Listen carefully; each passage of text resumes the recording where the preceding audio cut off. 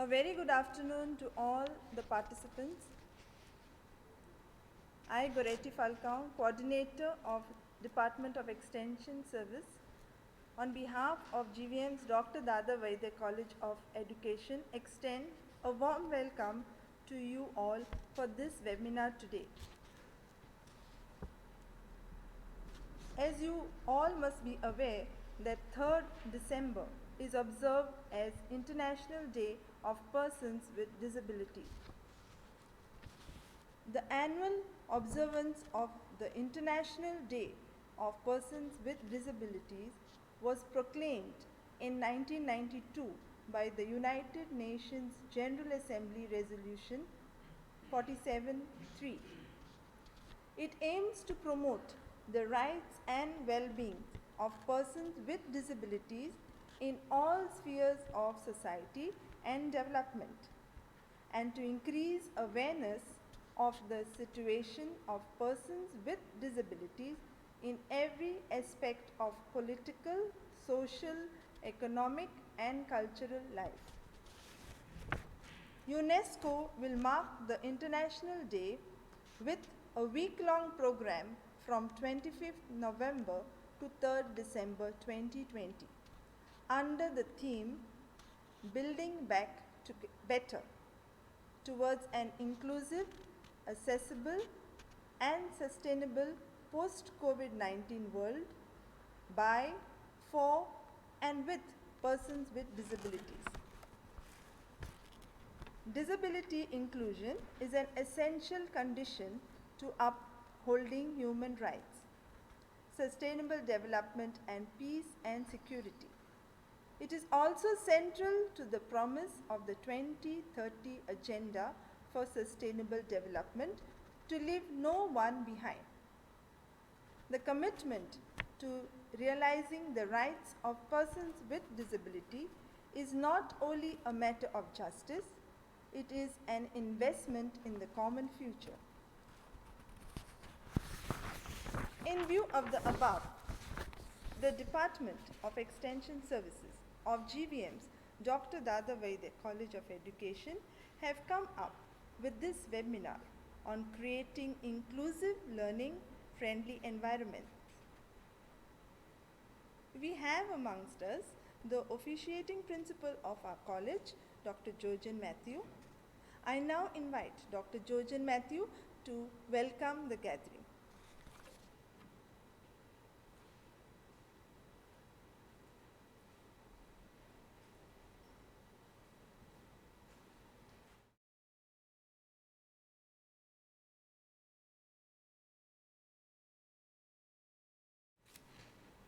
Good afternoon.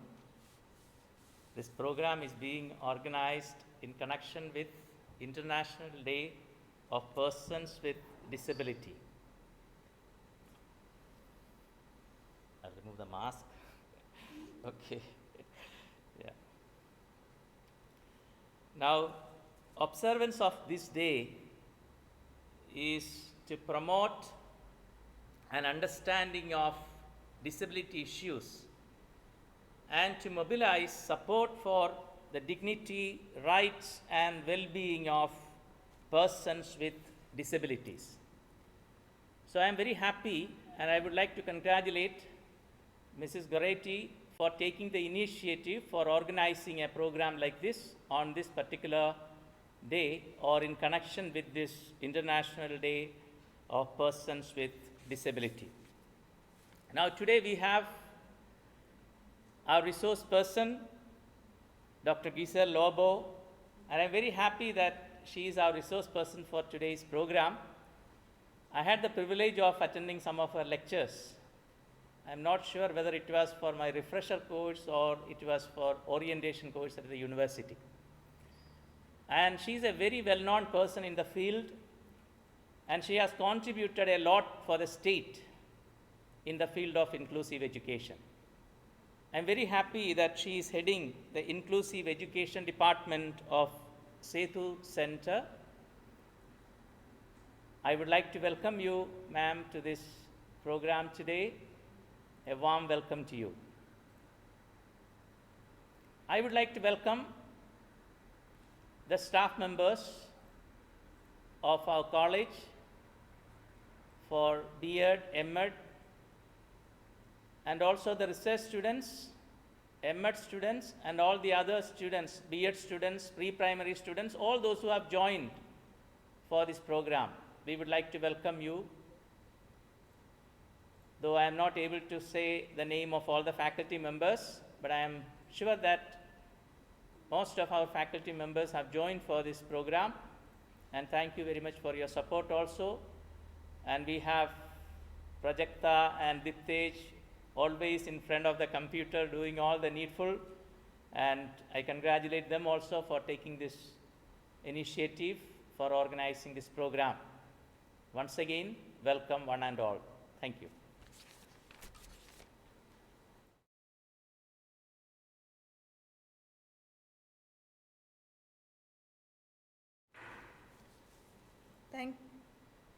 Thank you, sir. I now invite Ma'am Prajakta Kaulikar, Assistant Professor, to introduce the resource person for today.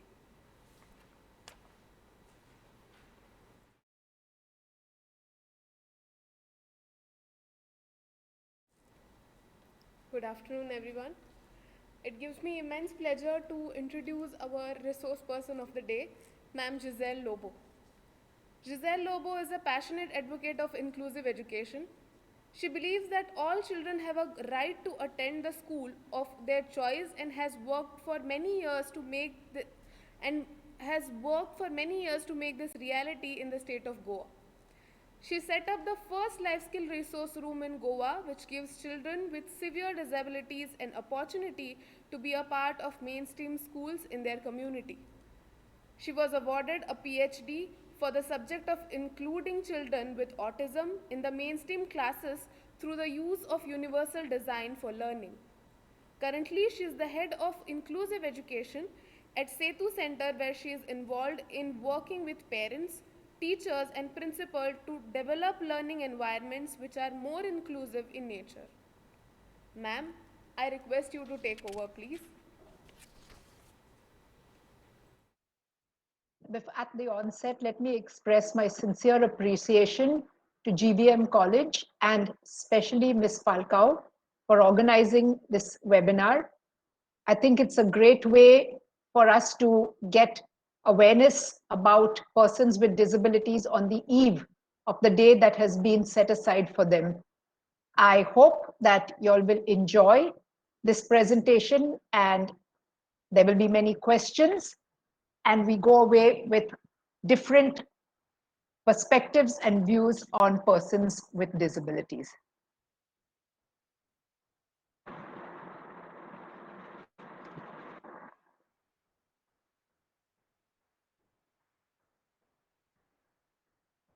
I'm just checking, Ms. Falcao.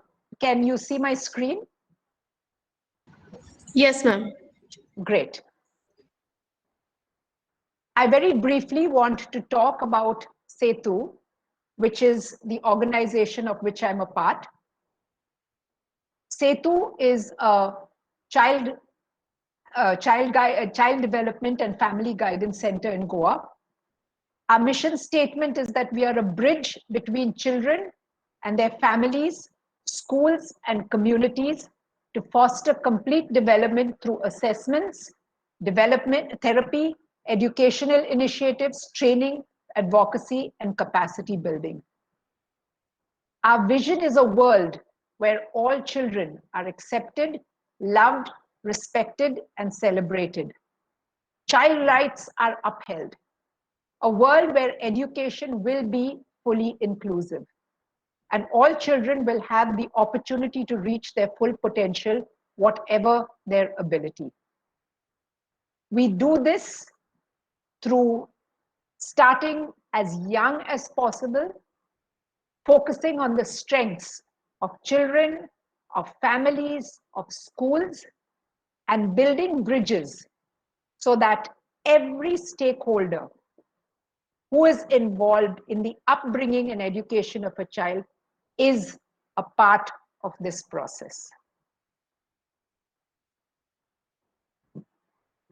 I want to say that the The fact that all of you all are future teachers or teacher trainers attending this session gives me great hope. The more we sensitize our teachers, the more we cause perspective change, the better will children with disabilities get the rights that truly are owed to them. My learning objectives for this webinar are for participants to become aware of the social model of disability, to become aware of barriers in inclusive education, and to become aware of what builds an ILFI or an inclusive, learning-friendly environment. I'm going to begin with 2 case studies to maybe raise some questions in your mind. So the first case study is about Ajay, who's a 12-year-old boy in standard 8. From the time he was in school, he struggled to cope with academics. He had difficulty in memorizing texts, copying from the board, and finishing his homework. His parents were always called into school for a long list of complaints. His friends made fun of him and teased him, and he would get into fights. In the middle of standard 8, his parents were called to school and told he did not have attendance. On probing further, they realized he had been missing school, and he was asked by the school to leave. Let's take a minute to think, what would Ajay have needed to make his experience in school successful?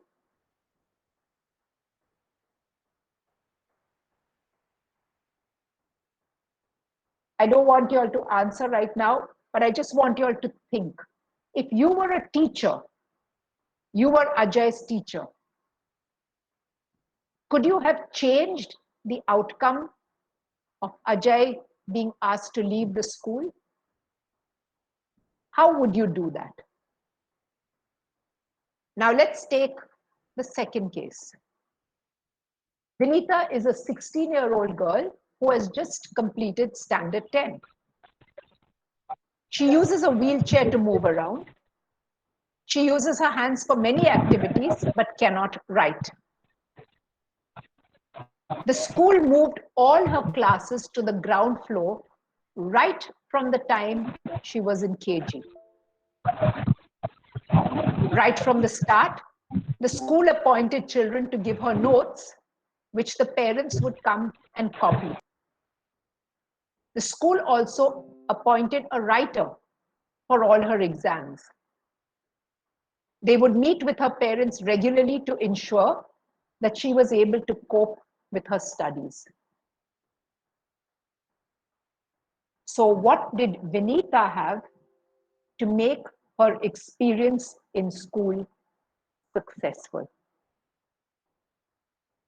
Take a minute to think about that. 2 children, both had learning challenges. One succeeded, one did not. What was the difference?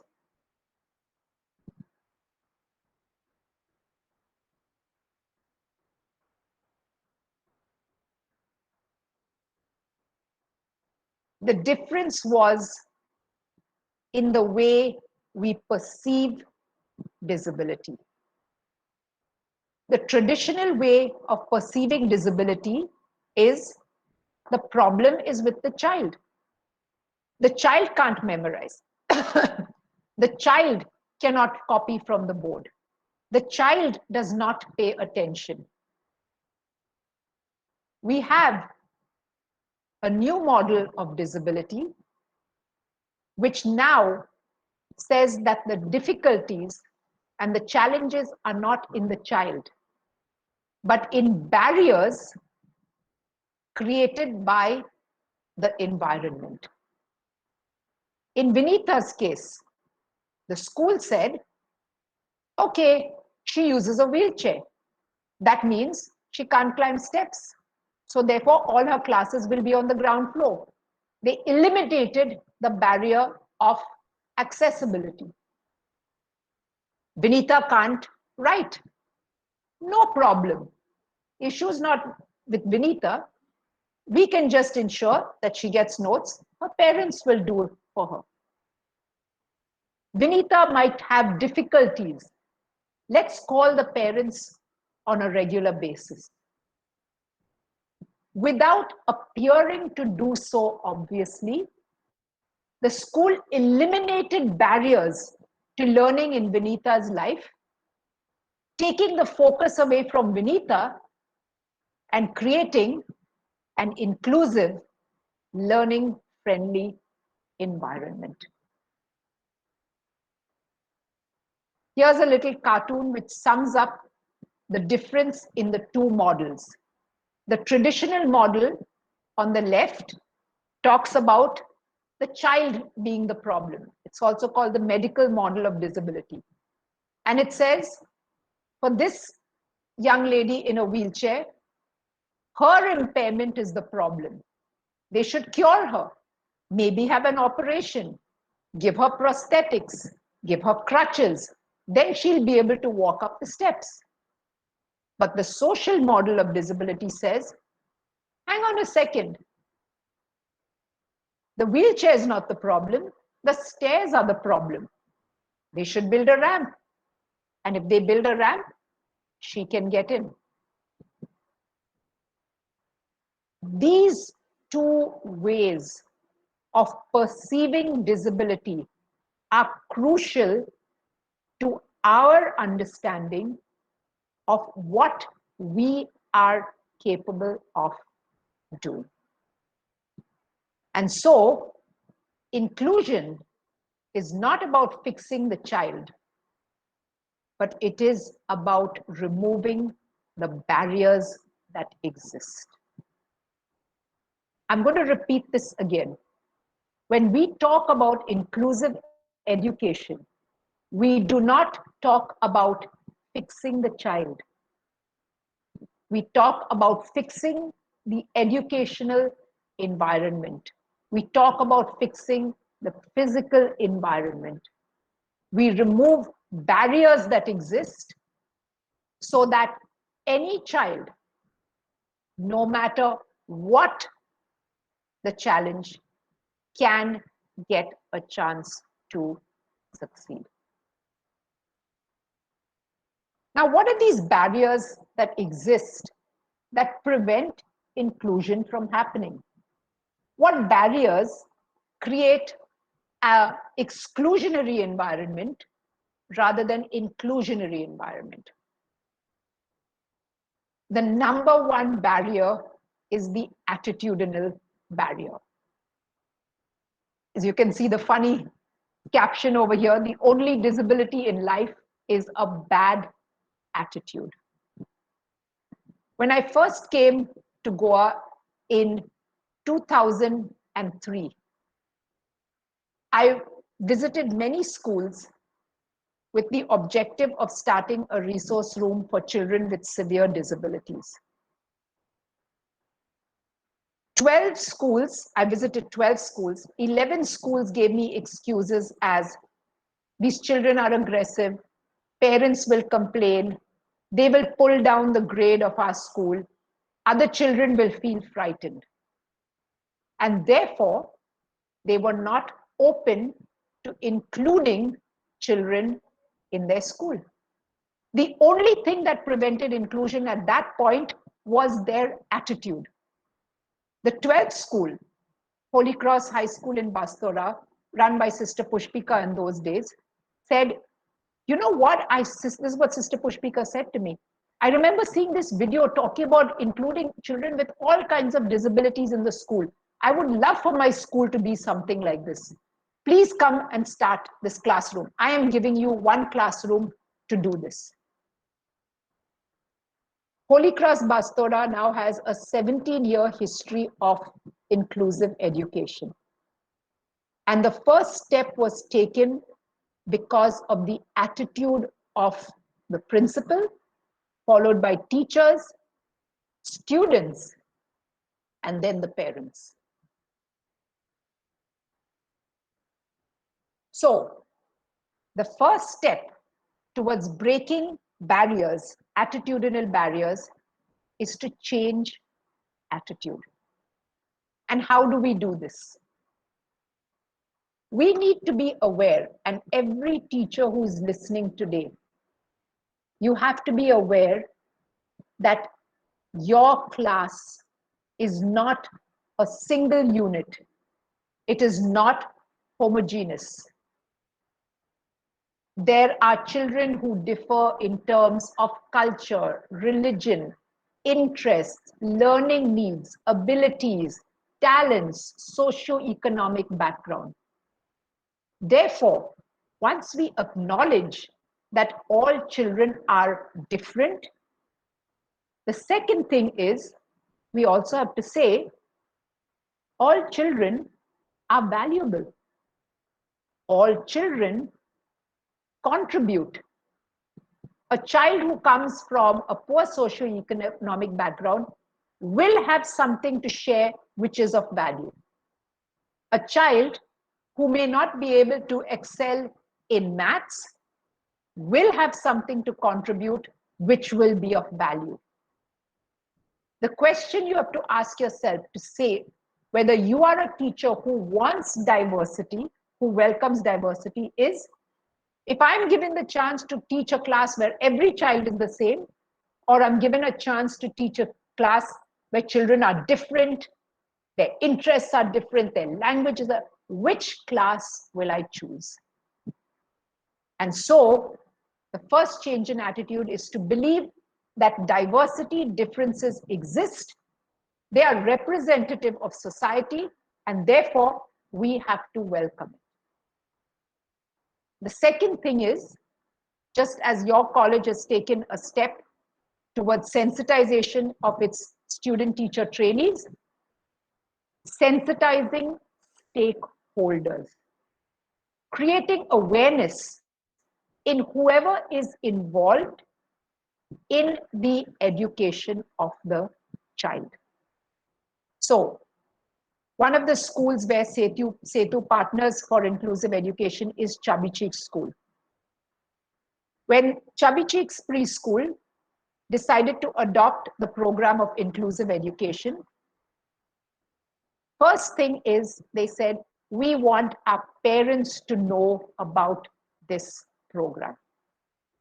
And so they had a sensitization session for all the parents in the preschool, telling them what they were going to do, what were the strategies they were going to do to use to welcome children, and ask the parents whether they had questions and could the school count on their support. Other schools have requested that we have sensitization of the management. So management will support inclusion in terms of finance, administration, and other resources. You change attitude by using respectful language. If you talk about children in terms of the most common thing is the normal children versus the abnormal children or the subnormal children, you can't change attitude. When we talk about children with special needs, if we are talking about them from an educational perspective, we put the child first. A child with learning disabilities, a child with autism, a child with ADHD. That is what we call child first language, disability second.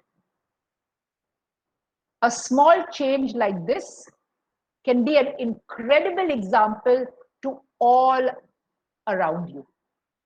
I remember a parent telling me, once you brought it to my attention that I cannot use the word normal when I talk to other children, I have become so aware of this, I tell other people the same thing. The last one of the other ways to change attitude is to have regular, ongoing discussions about inclusion, the successes and the challenges at staff meetings, at PTA meetings, at management meetings, so that inclusion is not a once in a lifetime choice. It is a journey, it is a process, and everybody feels supported.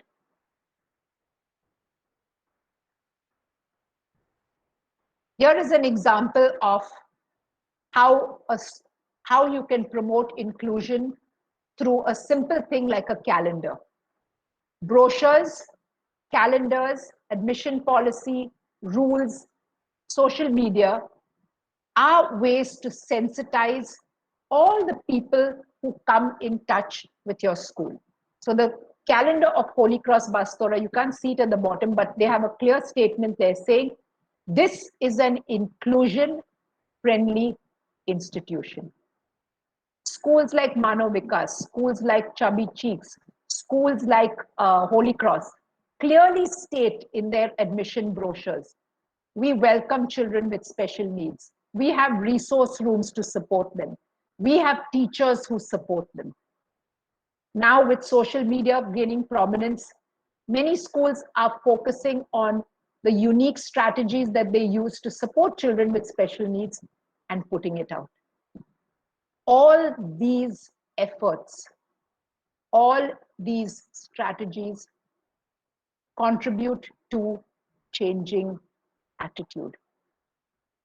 As future teachers, your schools should be shining lights in the community where parents can feel confident to come and admit their children because they will get the support you need. I always say that we can't give admission to every child, whether the child is disabled or non-disabled.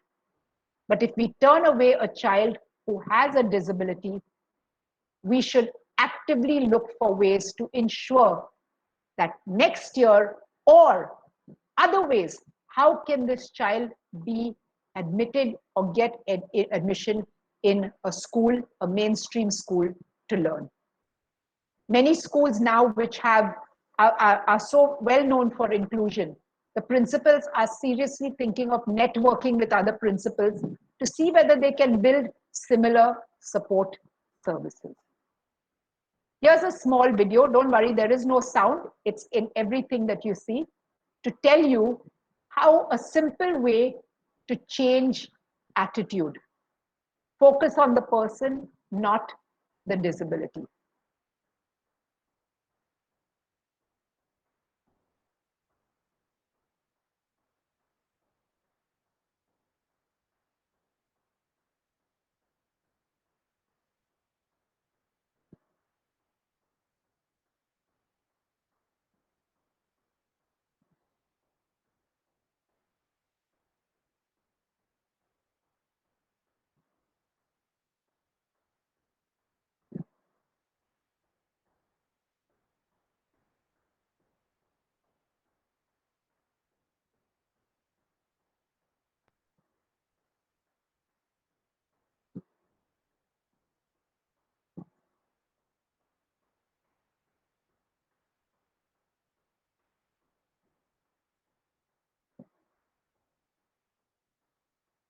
This is one of my favorite videos because it so clearly says, who do we see when we see a person in a wheelchair?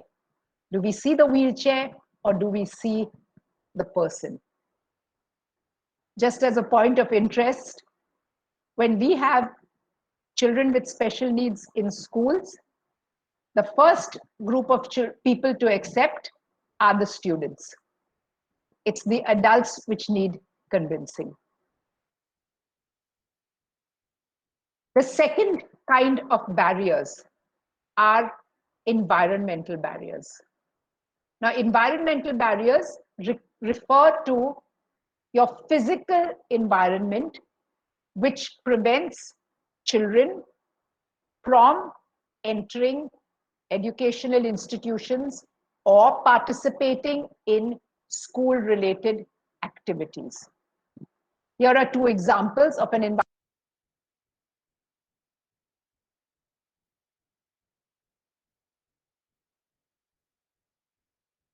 Ma'am, you are muted. Ma'am, we cannot hear you.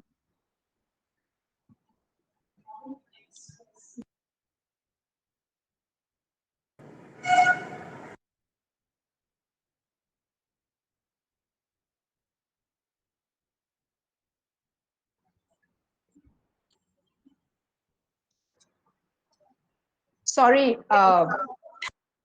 somebody muted me. I got a notification saying somebody muted me. I know you all couldn't hear me. I was trying to unmute myself. Okay. Can everybody hear me now?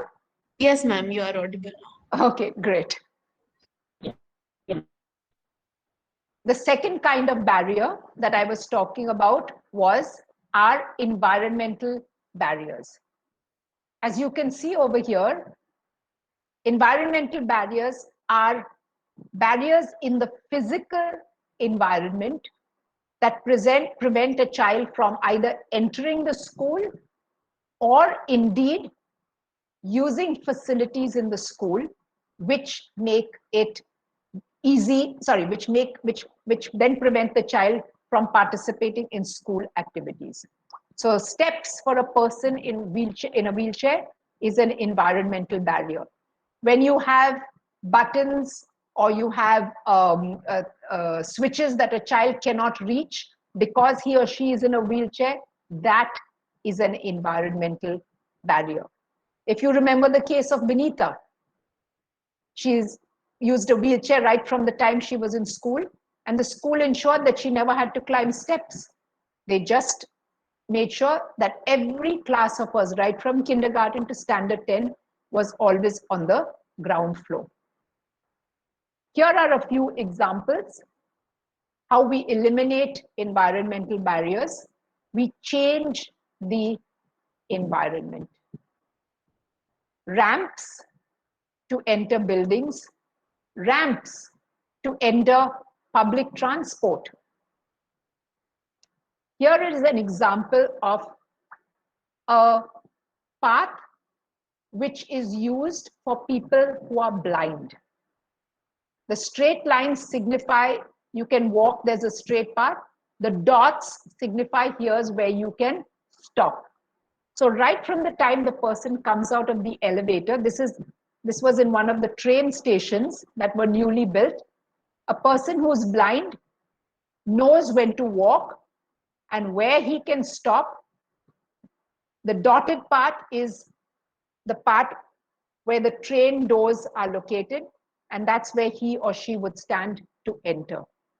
Without this, a person who's blind would not be able to access a train station. Here's an example of a toilet with supports for people who use wheelchairs. Accessible toilets are one of the most important things which determine whether a child can attend school or not. I remember in one of our schools, the principal was so aware that children with physical disabilities would not be able to use the toilet. The day the first child with physical disabilities came to the class, she ensured that the PTA gave money for a disabled-friendly toilet to be built. And that is what you call removing environmental barriers. Your physical environment also conveys whether you accept children or don't by posters, by slogans, which all show that diversity is welcome and diversity is valued. The third kind of barrier, which specifically concerns us as teachers, are educational barriers. And these obviously We are talking about an inclusive, learning-friendly environment. The educational barriers that exist are so many. But because we live in a world that is designed for non-disabled people, we are barely aware of educational barriers. Let's understand these in the context of a few specific disabilities. If I am blind, the educational barrier or refers to a picture on the board. I don't know what she is showing and I can't read what she is saying. If I am deaf and the teacher only talks and doesn't show, that's an educational barrier for me. If I have ADHD and I need to take frequent breaks in the middle of a classroom, in the middle of a class period, and the teacher doesn't give me those breaks, I can't sit for the whole class and therefore I don't learn. If I have autism, the nature of autism means that understanding and processing of language is very difficult. And so if the teacher only talks and teaches and doesn't show, doesn't have activities, children with autism are lost in the regular classroom. An educational barrier is anything that prevents a child from learning. And please note, I have not said the autism prevents or the dyslexia prevents. It is the barriers that exist in education. Let's look at some of these. How are we going to overcome these barriers? As teachers, we have to now acquaint ourselves with inclusive teaching methodologies. There are many such methodologies which exist. I'm going to talk about just two. One is universal design for learning, and the second is cooperative learning. These are very structured teaching methodologies which ensure that a wide range of children can participate in the lesson, can access the lesson, and can learn what the teacher is teaching, provided these methodologies are used. Universal design for learning talks about presenting material in a multisensory way so that the teacher would show, talk, maybe do, and definitely write on the board exactly what she's talking about so that students can access what she's teaching. I remember when I gave a class to 5th standard students and I introduced the concept of fractions. I decided that I would do this, I would introduce this concept without speaking. So I divided the class into small groups. I gave each group a piece of paper. I had a piece of paper myself. I have not said a word to the students. I folded my paper into 4 parts and I tore out one part. I held it up to the students and I made the sign for what. So first students they didn't know what was expected. So I touched my lips and I said, so then students said paper. I wrote that on the board. Then I showed the hole and I tore off another part and I said, then a student said part of the paper. I wrote that on the board. And then from part of the paper, I put a little arrow and I wrote fraction.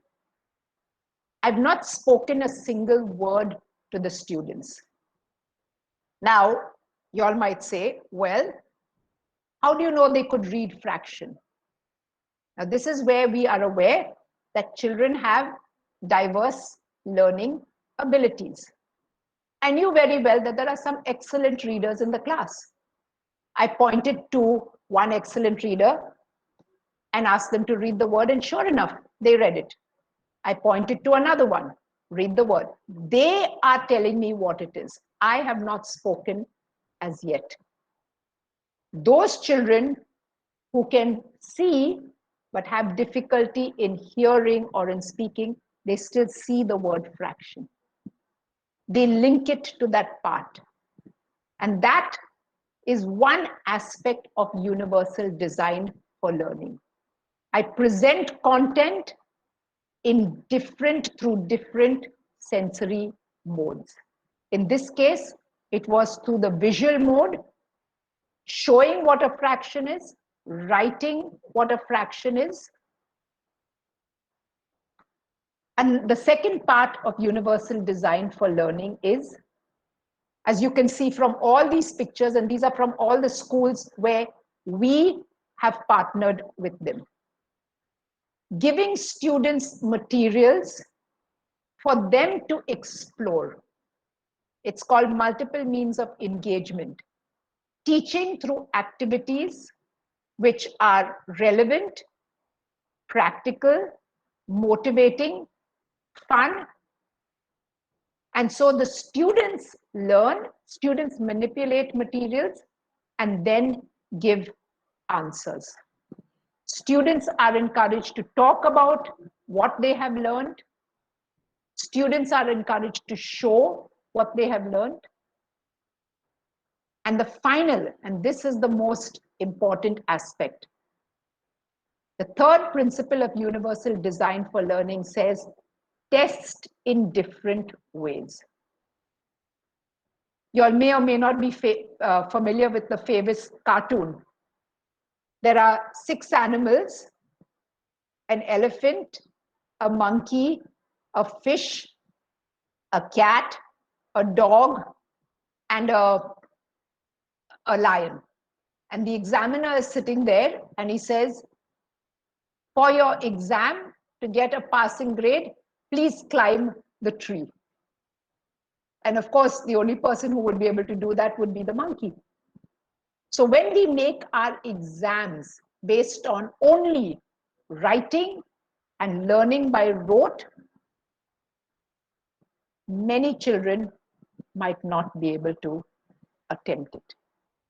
So therefore, I'm pleased to let you all know that Goa board offers many such concessions for children with special needs, so we can truly test what they know and not focus on what they don't know. As in Vinita's case, she can't use her hands. So you can argue that a writing exam, she would have failed it, but the school provides a writer. Children with reading difficulties cannot read, but they are great at orally expressing what they have learned. Therefore, readers are provided, and instead of writing again, they orally express the answer and the writer writes it down. Children with autism are very, very confused when they see small questions crammed onto one paper. So a modification that we make for them is each question is written on a separate paper. So they read one question and they answer it. They turn the page, another question which they answer. So these different ways of testing, these are ways of removing the educational barriers. As I said, I forgot to show the slide of universal design for learning, but these are the 3 principles: multiple means of representation, multiple means of engagement, and multiple means of expression. The first one says, show in different ways, present your content in different ways. The second says, engage your children through the different senses and through different activities. And the last one, most importantly, says, test in different ways. Another educational barrier that we can remove. Make the curriculum accessible. Here you have an example of a teacher who is blind, who's teaching a child who's blind using Braille. Santa Cruz High School in Santa Cruz, obviously, has a very good reputation for pairing and collaborating with the National Association for the Blind. They allow their teachers from NAB to come into the classroom. They allow students to record the teachers' lectures. They allow the teachers, not they allow, they welcome teachers bringing in Braille textbooks and using it for students who are blind. Many students have passed Standard 10 from Santa Cruz High School simply because of a combination of breaking down the attitudinal barriers as well as the education barriers. So the curriculum is made accessible.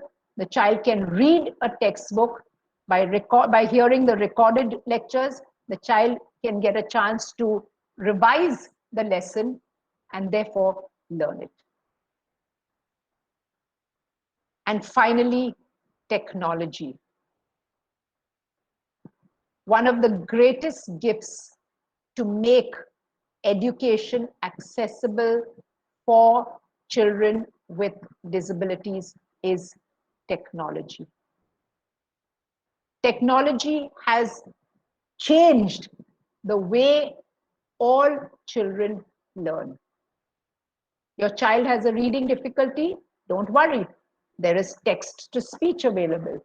Your child can't write, he can type. Your child cannot write, he can orally speak into the computer and his answers get recorded. Your child is a visual learner.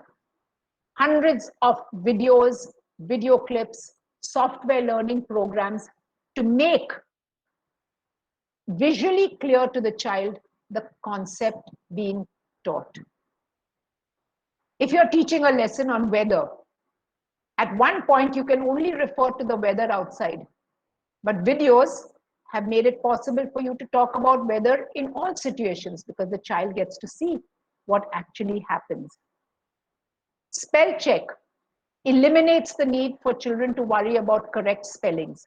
By the way, Goa board also says that if a child has been diagnosed with a learning disability or a child is a slow learner, only with a learning disability, the child will not lose marks for wrong spelling. I am waiting for the time where our boards of education say that children can just type in their answers, which get automatically spell checked, and so they don't have to worry about spellings. The buddy system. Think for a minute. If you had a disability and you came to school,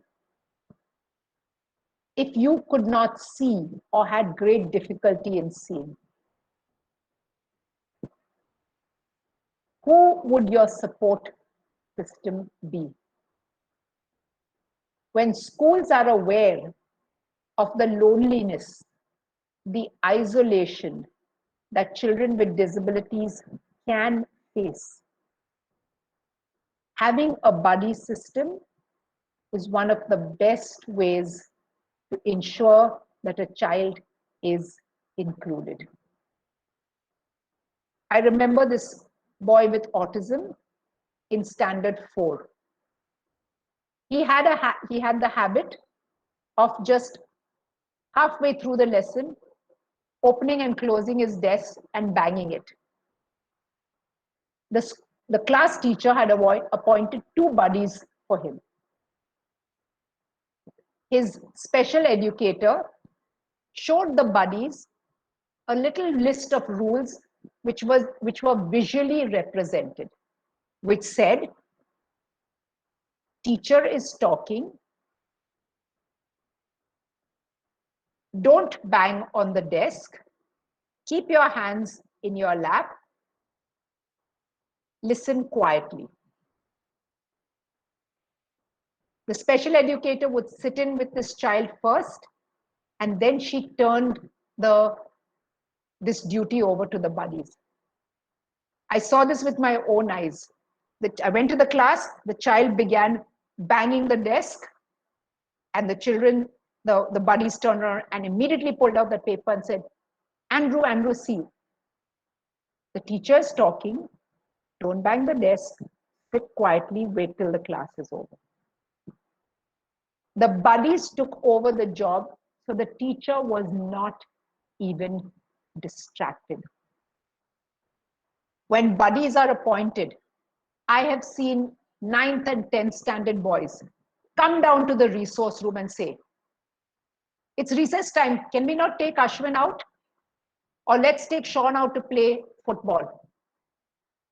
Buddies take their job very seriously because for the buddies, it answers an important value: compassion, tolerance, respect.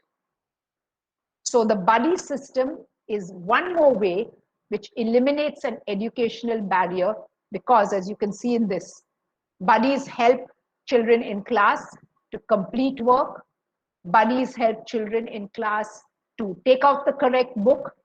Buddies help children to refocus. And this is yet another educational barrier which is removed. So on that note, I conclude my presentation. I thank all the participants for their attention and will be very happy to answer any questions that there are.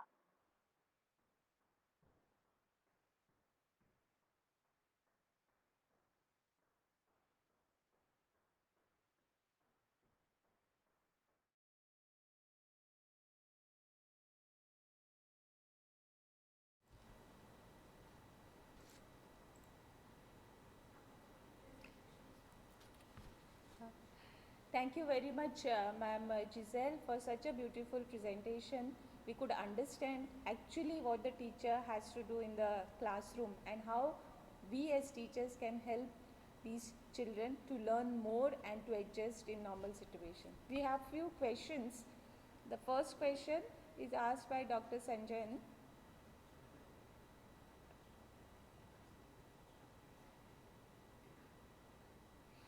Ma'am, if you can stop presenting your presentation.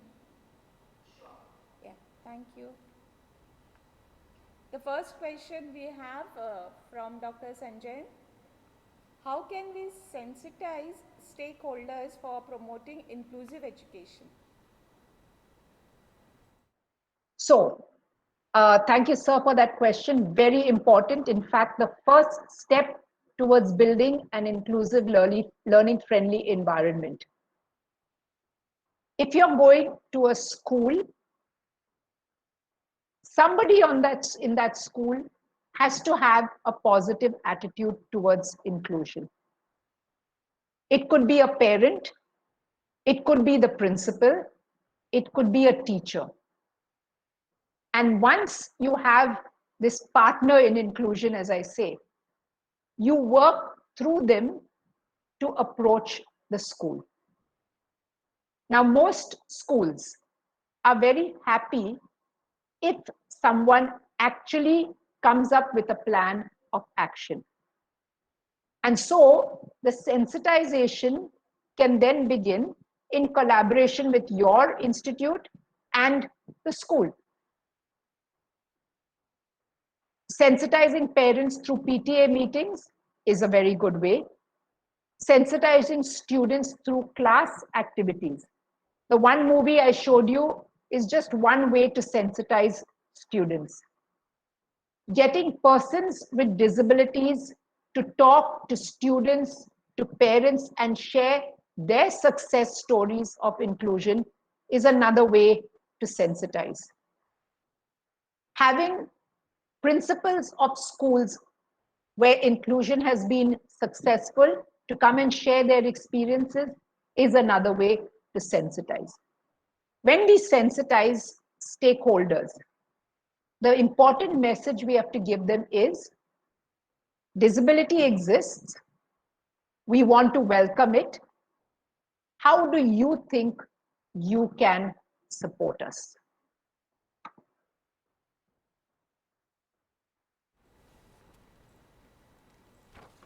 Thank you very much for the answer, ma'am. One more question was there, and I think that answer you have already given to explain universal design for learning and cooperative learning.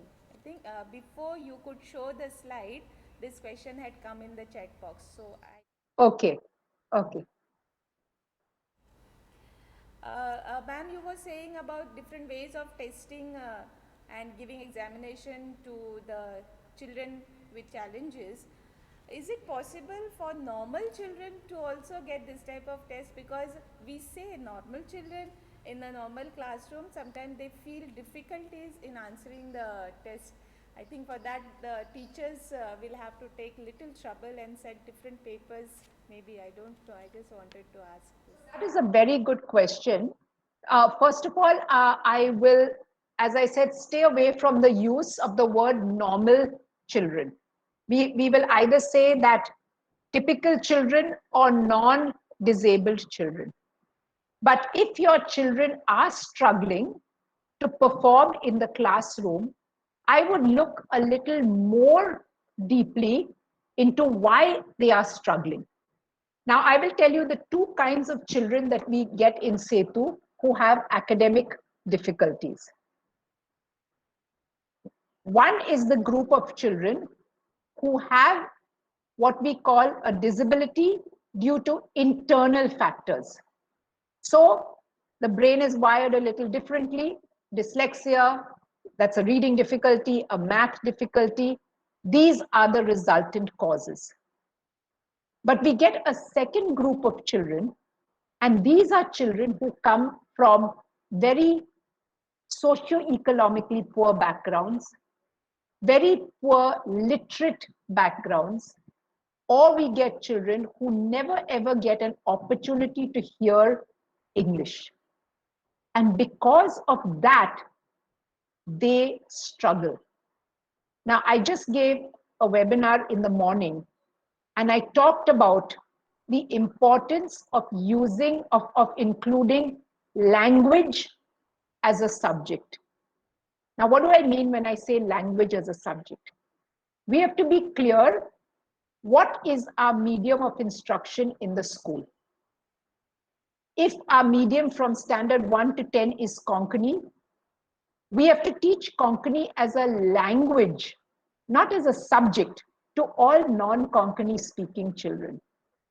And when something is taught as a language, it is taught in terms of actual practical life. We don't learn language through textbooks. And therefore, when we teach language, we have to teach language through practical experiences in life. So for all children who have a difficulty in performing in the class, we have to see where that difficulty is. Is it internal or external? And then based on that, we would have different strategies. Thank you very much, ma'am.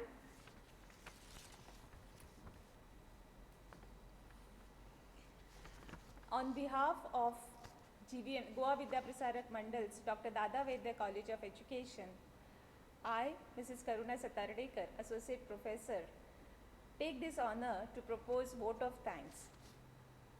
First, we would like to thank, on behalf of Department of Extension Services of GVM's Dr. Dada Vaidya College of Education, we would like to thank Madam Giselle Lobo, who has done PhD and is being working for inclusive education in Goa, and she has come here today and delivered a beautiful lecture for our students and for the teachers to know more about inclusive education and how to deal with this type of education in our daily curriculum. Ma'am, thank you so much for being with us. We know that you are very busy conducting different webinars, but this particular webinar was very well given to our students, very well explained, and systematically all the slides were explained and all the questions were also handled.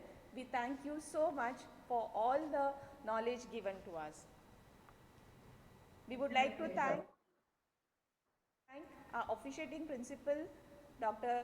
Jojan Matthew, for giving us this opportunity and giving us this time to conduct the webinar and being with us today. Special thanks to the coordinator of Department of Extension Services of GVM's Dr. Dada Vaidya College, Mrs. Goretti Falcão, for taking the initiative and conducting this webinar. Thank you to all the teaching, non-teaching, multitasking staff for being with us always and helping us to conduct different webinars which we do through our college.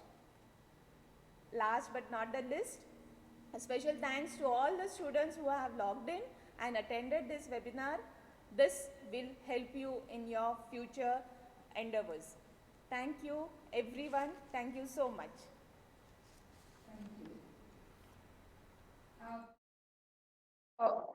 Question, a request. Shanessa, would you like to take over, please? Thanks, Giselle.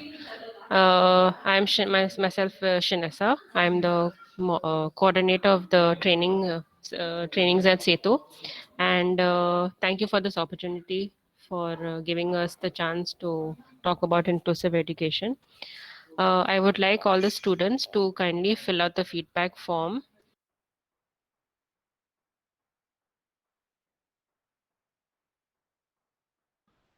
Thank you very much once again, and the link is in the chat for the feedback. Thank you.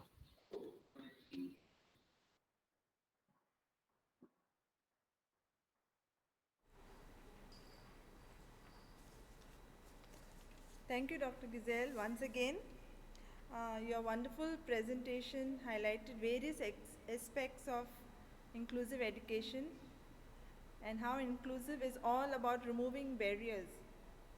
I like that idea about buddy system and also the various teaching strategies which you have put across. I'm sure our students have learned so much in this short while, especially with your case studies. Thank you once again. Thank you to each and every participant who participated in this webinar and joining in this session. Stay safe and have a nice evening. Thank you. Thank you very much.